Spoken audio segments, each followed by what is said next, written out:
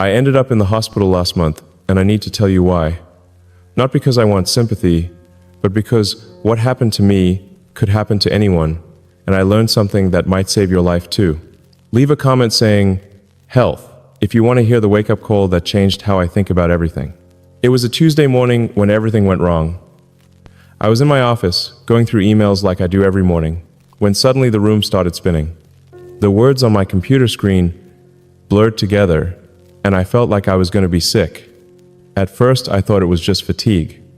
I'd been working 18-hour days for 3 months straight, sleeping maybe 4 hours a night, eating whatever was convenient, usually just coffee and whatever someone brought to meetings. But this was different. I tried to stand up, and my legs wouldn't support me. My heart was racing so fast I could hear it pounding in my ears. I couldn't catch my breath, and there was this crushing feeling in my chest like someone was sitting on me. My hands were shaking uncontrollably. I reached for my phone to call for help, but I couldn't make my fingers work properly. The simple act of dialing a number became impossible because I couldn't focus my eyes or control my movements. My assistant found me slumped over my desk 10 minutes later. She took one look at me and called an ambulance. I tried to tell her I was fine, that I just needed a minute, but the words came out slurred and confused. I remember feeling embarrassed more than scared. Here I was, someone who prides himself on being in control, and I couldn't even speak clearly or sit up straight. Part of me was still thinking about the meetings I was supposed to have that afternoon, worried about disappointing people.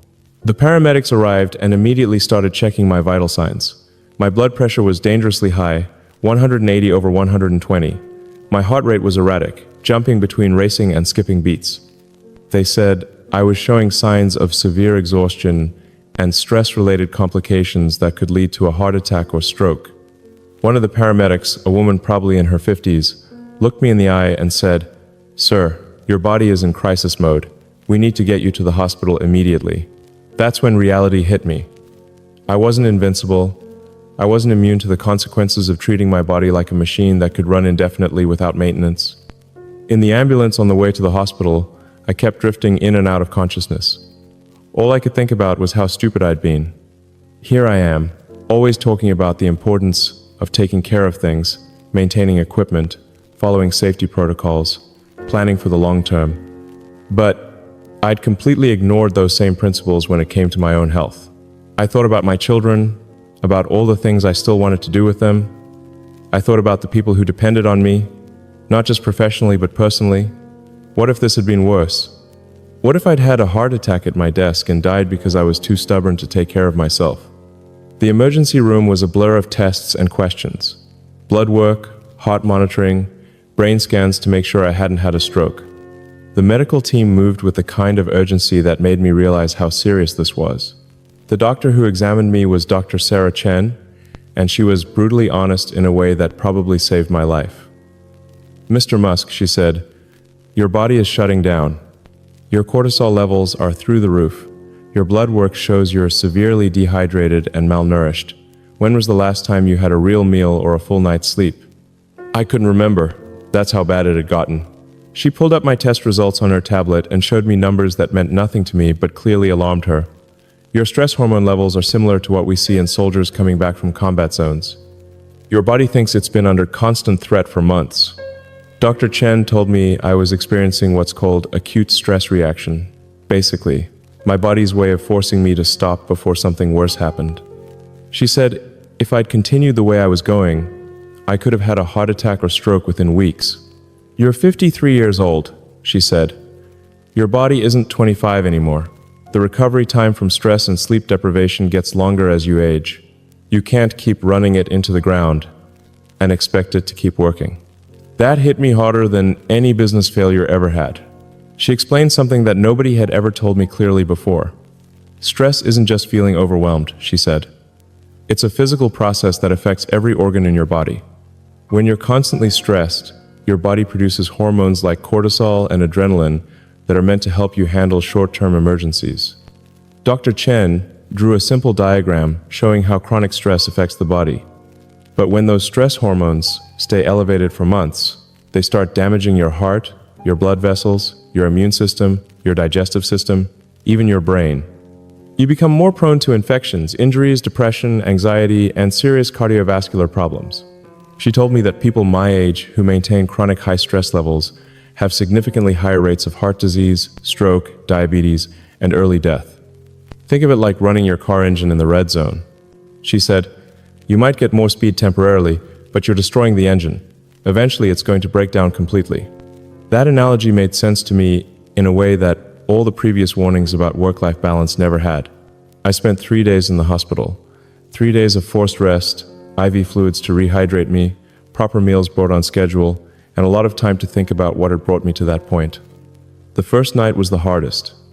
I kept wanting to check my phone, to respond to messages, to stay connected to everything that seemed urgent.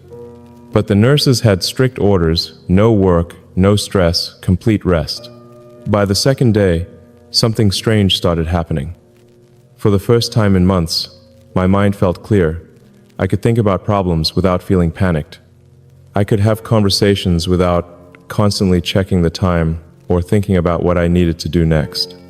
It was like I'd been living in a fog of exhaustion and stress for so long that I'd forgotten what normal felt like.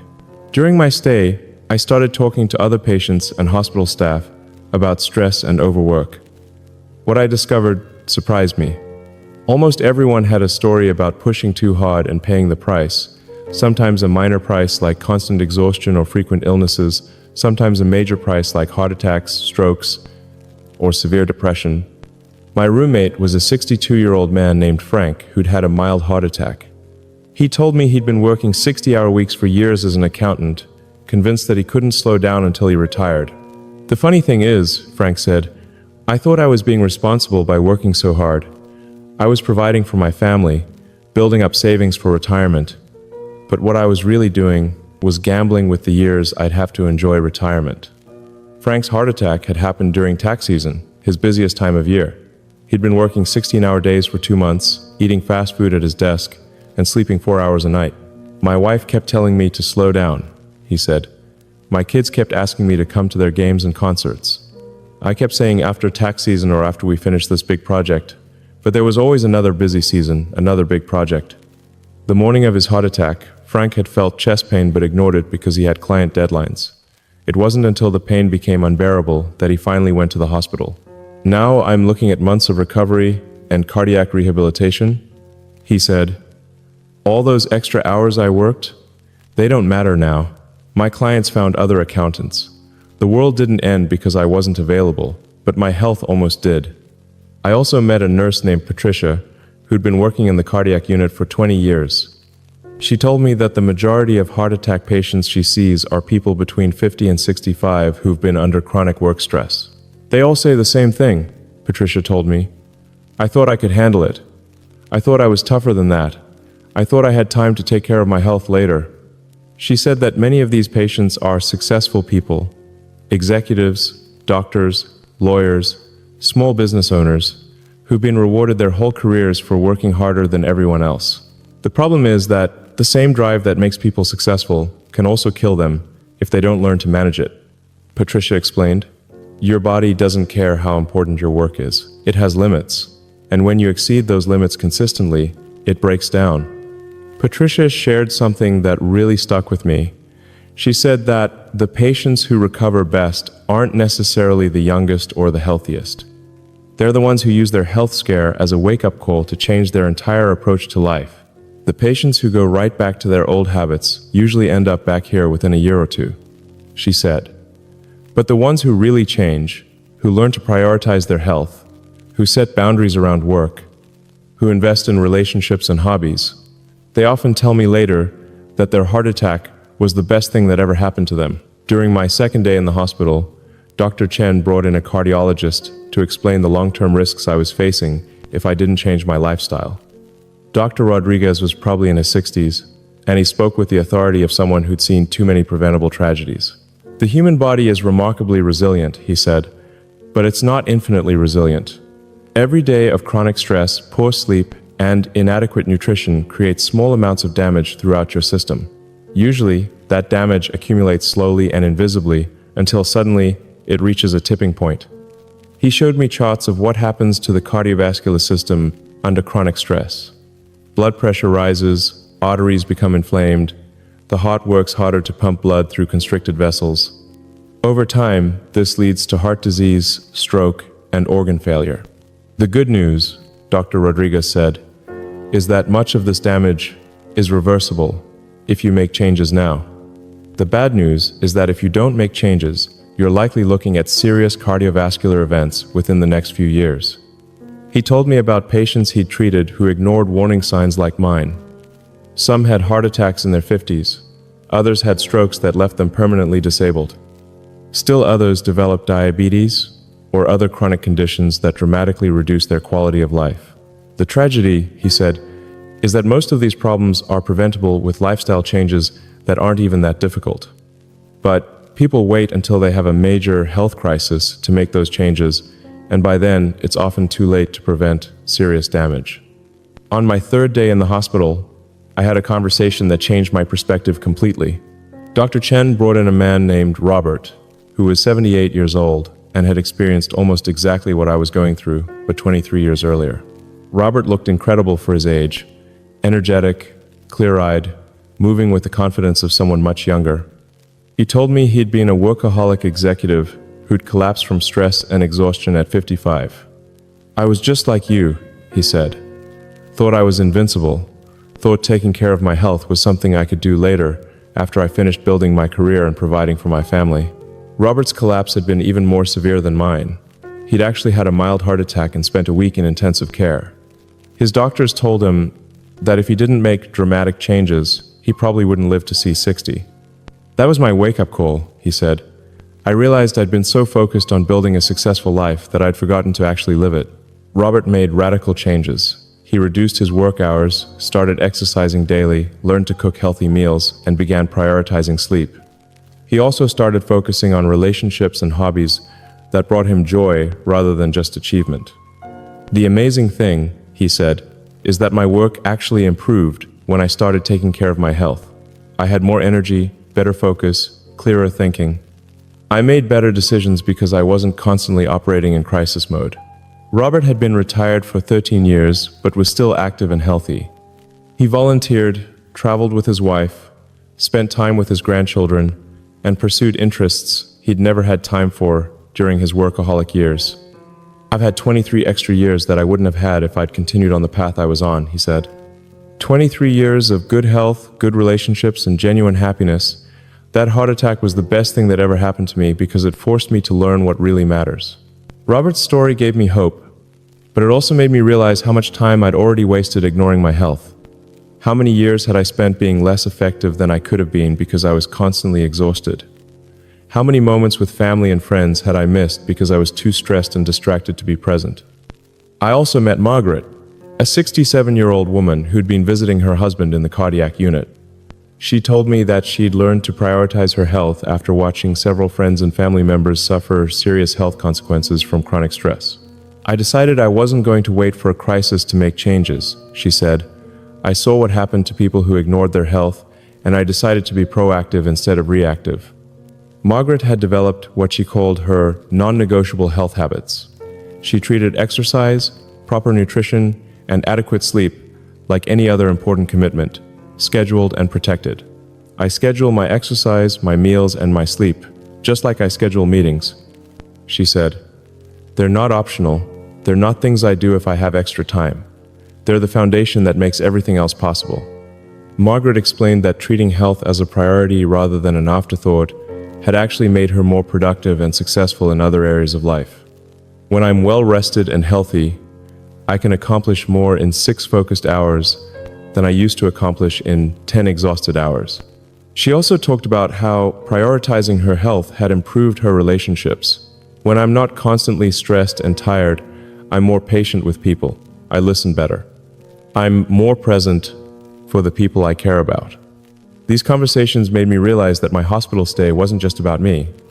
It was about the example I set for other people, especially younger people who might think that sacrificing health for success is admirable or necessary. It's not admirable, it's not necessary, and it's not sustainable.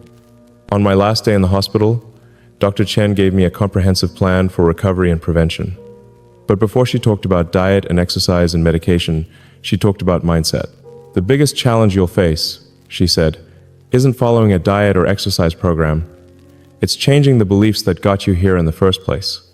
She explained that many high-achieving people have what she called martyrdom thinking, the belief that suffering for work makes you more valuable, that sacrificing your health proves your dedication, that taking care of yourself is selfish or weak. You need to understand that taking care of your health isn't selfish, Dr. Chen said. It's responsible. It's how you ensure that you'll be able to contribute for the long term rather than burning out early. She gave me a different way to think about health maintenance. Think of it as an investment, not an expense. The time and energy you put into staying healthy will be returned to you multiplied in better performance, clearer thinking, more energy, and more years of productive life. Dr. Chan also talked about the ripple effects of health choices. When you take care of your health, you're not just helping yourself. You're reducing the burden on your family, you're modeling good behaviors for younger people, you're ensuring you'll be available for people who depend on you. Since leaving the hospital, I've made changes that I should have made years ago, but I want to be honest about how difficult it's been. Changing lifelong habits isn't easy, especially when those habits have been rewarded professionally and socially. The first change was sleep. I committed to sleeping 7 hours a night, no exceptions. This meant saying no to some late-night meetings and social events. It meant setting boundaries that felt uncomfortable at first. But the difference was almost immediate. After just 1 week of proper sleep, my thinking was clearer, my patience was better, and my energy was more consistent throughout the day. The second change was nutrition. Instead of surviving on coffee, snacks, and whatever was available in meetings, I started eating 3 real meals a day. I hired someone to help with meal planning and preparation because I knew I wouldn't maintain this change if it was complicated or time-consuming. The improvement in my energy and mood was remarkable. I hadn't realized how much my erratic eating patterns were affecting my mental clarity and emotional stability. The third change was exercise. I started with just 30 minutes of walking every morning. Nothing intense, nothing that required special equipment or gym memberships. Just a simple walk outside before starting work. This became my favorite part of the day. 30 minutes of quiet time to think, to notice the world around me, to transition from sleep to work in a healthy way. It gave me more energy for the rest of the day and helped me sleep better at night. The fourth change was boundaries. I stopped checking email after 8 p.m. and before 8 a.m. I blocked out time during the day for focused work without interruptions. I learned to delegate more effectively instead of trying to handle everything myself. These boundaries felt scary at first. I worried that people would think I was lazy or uncommitted, but the opposite happened. When I was more rested and focused during my working hours, I was actually more effective and valuable to the people I work with. The most surprising change was in my relationships. When I wasn't constantly exhausted and stressed, I became more patient, more present, and more enjoyable to be around. My conversations with family and friends became deeper and more meaningful because I had the mental and emotional energy to really engage. But I want to be honest about the challenges too. There are still days when I'm tempted to skip exercise or stay up late working on something that seems urgent. There are still times when I feel guilty for taking time to eat a proper meal or take a walk.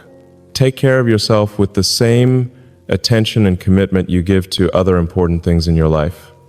Your future self will thank you, and the people who depend on you will benefit from having you healthy and present for years to come. Don't let pride or misguided dedication put you in a hospital bed. Don't learn this lesson the hard way like I did. Start today. Start with one small change. Your life might depend on it. Share this with someone who might be pushing too hard and needs a reminder that their health matters more than any deadline. What's one change you could make this week to better take care of your health? Your example might inspire someone else to make that change too.